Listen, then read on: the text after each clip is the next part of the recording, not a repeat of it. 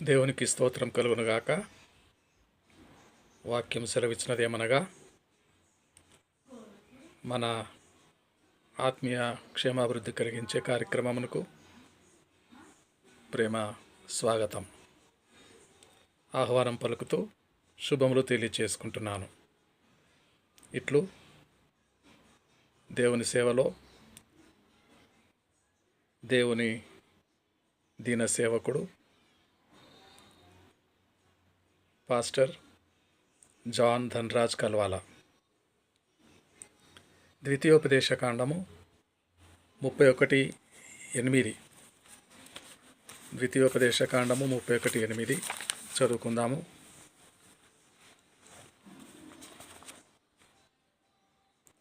నీ ముందర నడుచువాడు యెహోవా, ఆయన నీకు తోడయుండును. ఆయన నిన్ను విడువడు, నిన్ను ఎడబాయడు. భయపడకుము, విస్మయమొందకుమని ఇశ్రాయేలులందరి ఎదుట అతనితో చెప్పాను.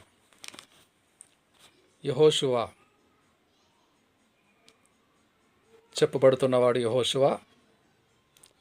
చెప్పుమని యెహోవా సెలవయ్యను. మోషే గారు మాట్లాడుతున్నాడు. మోషే గారు యెహోషువను చూసిన వెంటనే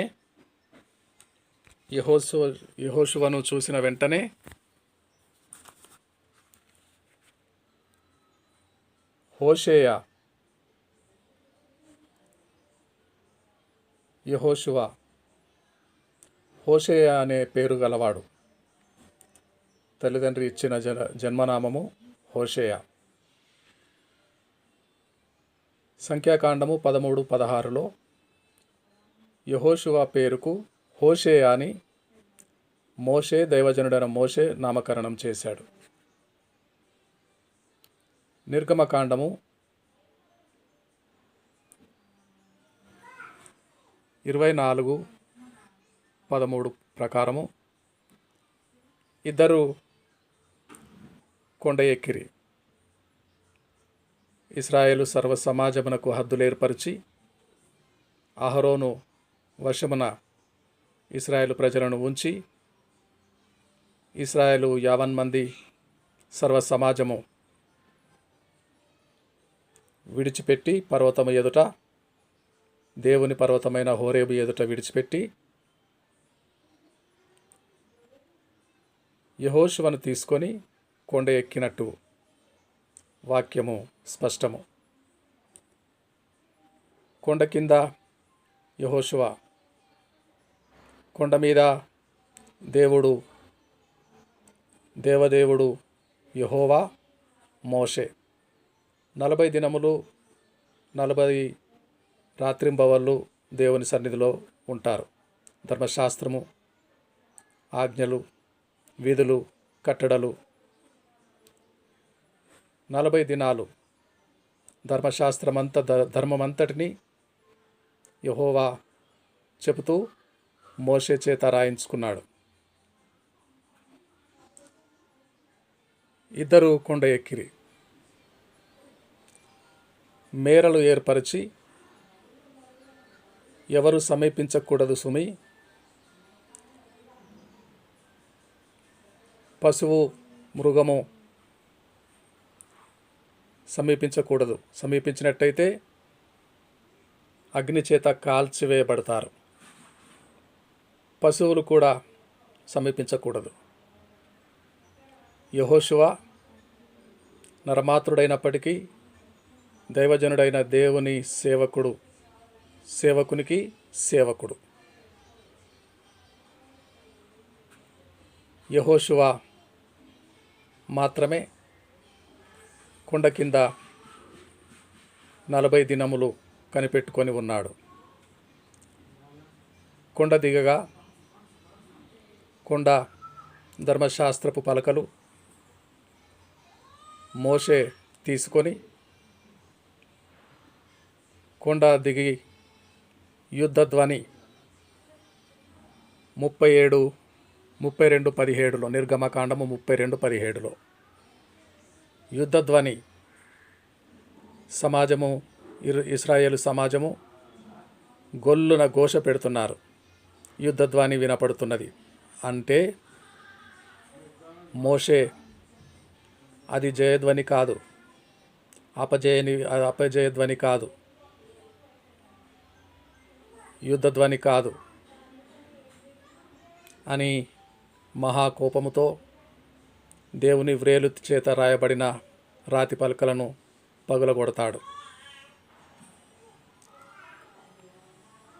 అయితే నిర్గమకాండము 33:11 ప్రత్యక్షపు గుడారములోనికి, దేవుని సన్నిధిలోనికి, దేవుని మాట వినుటకు జరిగిన తిరుగుబాటు విషయము దేవుడేమి సెలవిస్తాడో, దేవజనుడైన మోషే యెహోషువను వెంట పెట్టుకొని, యెహోషువ అక్కడే దేవుని సన్నిధిలో కనిపెట్టుకొని ఉండటము, యెహోషువ యవనస్తుడు వెలుపలికి రాకుండెను, దేవుని సన్నిధిలోనే గడుపుతుండెను. మోషే ఒక్కడే వచ్చి యెహోవా తనకు ఆజ్ఞాపించిన మాటలను వినిపించి మరలా దేవుని సన్నిధిలోనికి ప్రవేశించుచుండెను. వేగులవారు సంఖ్యాకాండము 14:6 యెహోషువ కాలేబు సమాచారము 10 మంది 10 గోత్రికులు, గోత్రానికి ఒక్కరు చొప్పున 12 మంది పంపబడతారు. వేగులవారు ఆ దేశము పాలుతేనెలు ప్రవహించు దేశమో కాదో, అక్కడ పంటలు సమృద్ధి అయి ఉన్నాయో, ఎష్కోలు లోయ ఇద్దరు బలాఢ్యులు, బలవంతులు ఎష్కోలు లోయలో ద్రాక్షవల్లికి ఒక గెల, ఇద్దరు కాడి కట్టుకొని మోయు యెహోషువ కాలేబులు. ఇంత సమృద్ధి అయిన ద్రాక్షల గెల ఎష్కోలు లోయలో లభించింది. అయిలారా, పర్వాలేదు, వారి దృష్టికి మిడతల వలె ఉంటిమి. అయితే యెహోవా నడిపించిన వాడు ఐగుప్తు విడిపించి, యెహోవా తోడుగా ఉండి ఎర్ర సముద్రమును పాయలు చేసి, అరణ్యములో మన్నాతో పోషించి, బండ నుండి నీళ్ళిచ్చి, పగటి మేఘస్తంభములోను అగ్ని దీపస్తంభములోను రాత్రి కంటి పాప వలె కాపాడి, శ్రద్ధ కలిగి యెహోవా మనకు తోడుండి ఆ జనములను వెళ్ళగొట్టబోతున్నాడు, తరమబోతున్నాము అని ఇద్దరు శుభ సమాచారమే యెహోషువ కాలేబులు తీసుకొని వచ్చి బట్టలు చింపుకొని, సంఖ్యాకాండము 14:6 బట్టలు చింపుకొని యెహోషువ మంచి సమాచారము, శుభవచనమే పలుకుతాడు.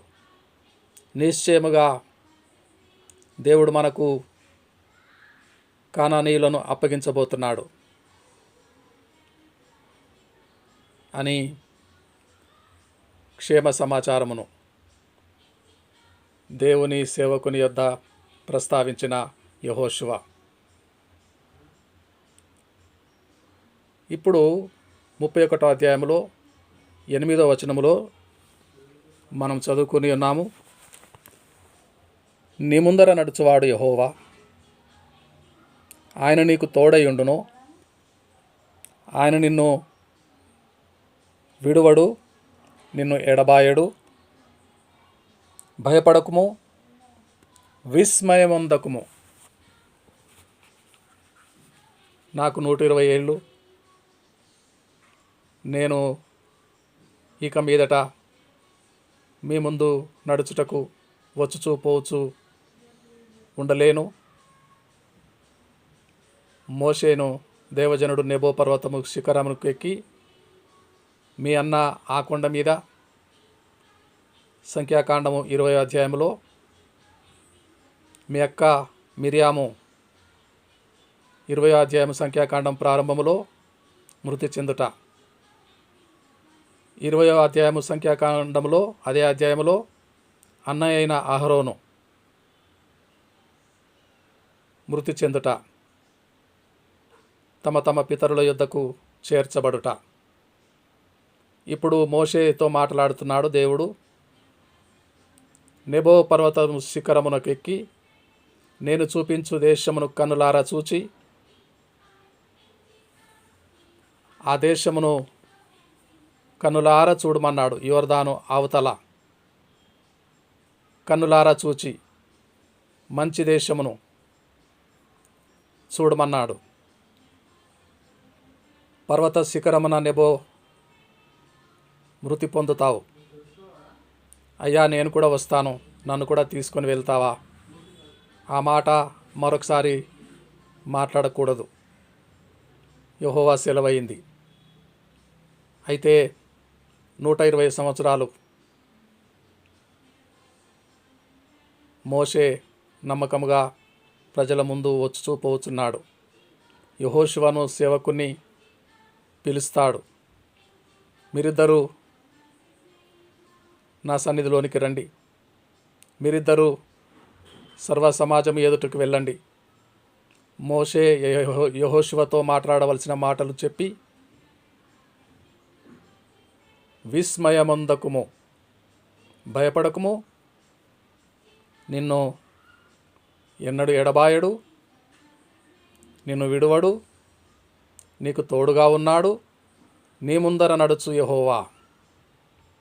5 మాటలు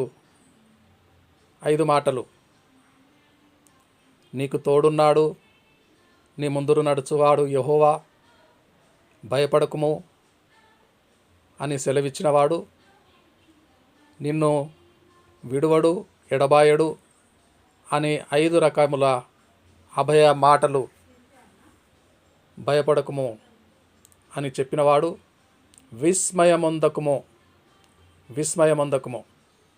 విభ్రాంతి నొందకుము, విస్మయమొందకుము అని చెప్పినవాడు దేవుడైన యెహోవా. ఏ కారణం చేత విస్మయం పొందుతాడు? ఏ కారణము చేత విస్మయము పొందుతాడు? భయపడకుము.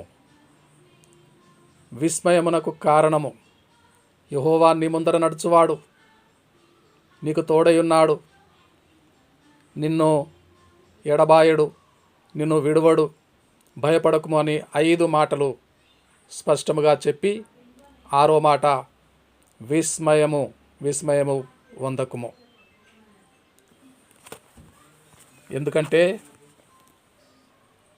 31వ అధ్యాయంలో 16వ వచనము, ఇదిగో నీవు పితరులతో పడుకొని పోచున్నావు, ఈ జనులు ఎవరి దేశమున తాము చేరి వారి నడుమ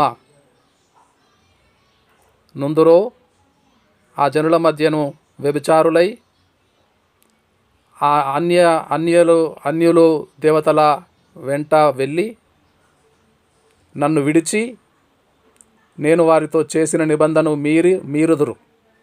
కావున నా కోపము ఆ దినమున వారి మీద రగులు కొనును. నేను వారిని విడిచి వారికి విరోధనగుదును. వారు క్షీణించిపోదురు, విస్తారమైన కీడులు ఆపదలు వారికి ప్రాప్తించును. ప్రియులారా, మోషేతో దేవుడైన యెహోవా మాట్లాడుతున్నాడు. నీవు నీ పితరులతో నిద్రించబోతున్నావు, వారు యోర్దాను దాటుతారు, యోర్దాను దాటి ఏ ప్రజల నడుమ వీరుందురో ఆ ప్రజల అన్య దేవతల వెంట వెళ్ళి వ్యభిచరించి అన్య దేవతలే భూమి పుట్టిన దగ్గర నుంచి ఉన్నారని ఊరేగుతూ వ్యభిచరించి నన్ను విడిచి, జీవం గల దేవుడన్న నన్ను విడిచి వ్యభిచారులవుతారు, క్షీణించిపోతారు. అప్పుడు యెహోవా కోపం రగులుకొను, విస్తారమైన కీడులు వారికి ప్రాప్తించును. ఇదే విస్మయమునకు కారణము. యెహోషువ విస్మయం పొందటానికి కారణం. దేవుడు భవిష్యత్తును గూర్చిన అనుభవ జ్ఞానం కలవాడు. మోషే మరణించిన పిదప ఈ ప్రజలు ఎలాగూ ప్రవర్తిస్తారో పూర్తిగా అనుభవపూర్వకంగా ఎరిగినవాడు. విస్మయము ఇదే కారణం విస్మయము పడటానికి. దేవుడు రాబోయే దినాలలో ఈనాడు మోషే ఇంకా జీవించి ఉండగానే భవిష్యత్తులో జరగబోయే విషయాన్ని స్పష్టముగా మాట్లాడుతున్నాడు. ఈ విధంగా చేస్తారు. అన్ని దేవతల వెంట వెళ్ళి జీవము గల ఐగుప్తు నుంచి విడిపించి తెచ్చిన నన్ను విడిచి నా నిబంధనను కాదని పాపులై, వ్యభిచారులై, త్రోవ తప్పిన వారై క్షీణించిపోతారు. విస్తారమైన కీడులు ప్రాప్తించును. భవిష్యత్తులో జరగబోయిన దానిని స్పష్టముగా ముందుగానే తెలియచేసిన దేవుడు. కాలం అనే ఒక పెద్ద పైప్ లైన్, కాలమైన పైప్ లైన్ దేవుడు టైం లైన్ ఏర్పాటు చేసి కాలము ప్రారంభంలో ఉంటాడు. 500 సంవత్సరాల తర్వాత ఉంటాడు. 430 సంవత్సరాలు తమది కాని దేశంలో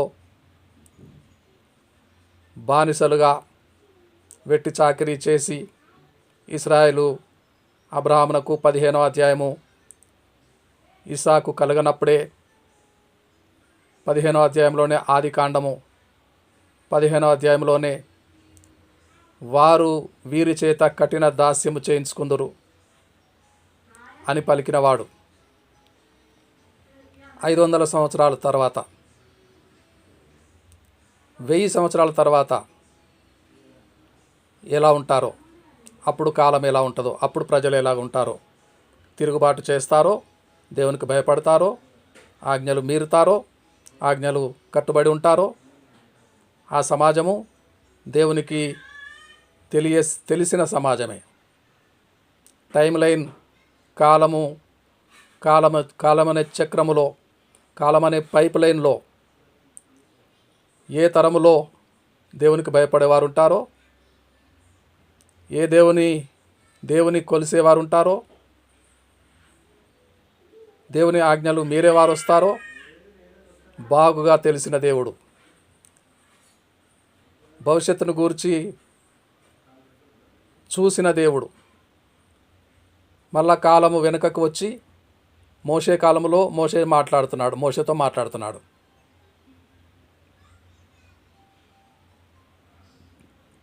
బహుశా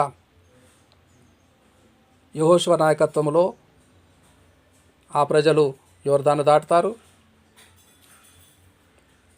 40 సంవత్సరములు యెహోషువ నడిపిస్తాడు. న్యాయాధిపతులు 400 సంవత్సరాలు నడిపిస్తారు. 400 సంవత్సరాల తర్వాత ఇశ్రాయేలు ప్రజలు వ్యభిచరించి అన్ని దేవతల వెంట వెళ్ళి దేవుని నిబంధన విడిచి దేవునికి ఆజ్ఞలు మీరి విస్తారమైన కీడులకు ప్రాప్తించగా క్షీణించిపోయే నేను విరోధినవుతాను. భవిష్యత్తును గూర్చి ముందుగా స్పష్టంగా మాట్లాడిన దేవుడు. కాలం అనే పైప్ లైన్ గుండా మొదట్లో నుంచి ఉంటాడు. 500 మూరలు తర్వాత ఉంటాడు. 500 సంవత్సరాల తర్వాత ఉంటాడు. 1000 సంవత్సరాల తర్వాత ఉంటాడు. ముందుగానే మాట్లాడతాడు. స్పష్టముగా మాట్లాడతాడు. సూటిగా మాట్లాడతాడు. విస్మయము పొందే మాటలు. అయితే భయపడకుము అని చెప్పినవాడు. దేవునికి స్తోత్రం కలుగును గాక. యెహోషువ విస్మయమునకు కారణము ఆ ప్రజలు చెడిపోయి తిరుగుబాటు చేసి దేవుని నిబంధన మీరి ఆ అన్య దేశములలో చెదిరిపోయి సమస్తము కీడులు, విస్తారమైన కీడులు ప్రాప్తించగా చెదిరిపోతారో మరలా అక్కడ నుండి కృపగల దేవుడు, ఆ కృపోన్నతుడు తిరిగి వారు దేవుని తట్టు తిరిగి మొరపెట్టుకుంటారో, దేవుని జ్ఞాపకం చేసుకుంటారో, ఆ శేష ప్రజలను, మిగిలిపోయిన వారిని వారి పితరుల దేవుడు వారిని జ్ఞాపకం అందించుకుంటాడు. అయితే ముందుగానే మోషే సెలవిచ్చినట్టుగా, యెహోషువతో సెలవిచ్చినట్టుగా విస్మయము కలిగి, విభ్రాంతి కలిగి, విస్మయము పడ్డ యెహోషువతో ఉన్న దేవుడు, ఆదరించిన దేవుడు, బలపరిచిన దేవుడు, తోడుగా ఉన్న దేవుడు, నిన్ను విడువను, ఎడబాయనని, భయపడకుమని, విస్మయము పొందకుమని కృపగల దేవుడు ఈనాడు కఠినమైన బాధలు, శ్రమలు, సువార్త కొరకు, యేసుక్రీస్తు ప్రభుల వారి కొరకు నా నిమిత్తము జనులు మిమ్మను నిందించి, దూషించి, హింసించినప్పుడు మీరు ధన్యులు అని పలికినవాడు, శుభవచనం పలికినవాడు, శుభ దీవెన వచనం పలికినవాడు యేసయ్య అండగా ఉండగా మనకేల బెంగ, నిర్భయులమై సువార్త ప్రకటిస్తూ ఆత్మల సంపాదన భారం కలిగి దేవుని రాజ్యము విస్తరించే పనిలో దేవునితో నడుస్తూ దేవుని పిల్లలమై ధన్యులముగా పరలోక రాజ్యము చేరునంత వరకు ఆ దేవదేవుడు మనలను తోడుగా ఉండి ఆదరించునుగాక. దేవునికి స్తోత్రం కలుగునుగాక. హల్లెలూయా, హల్లెలూయా.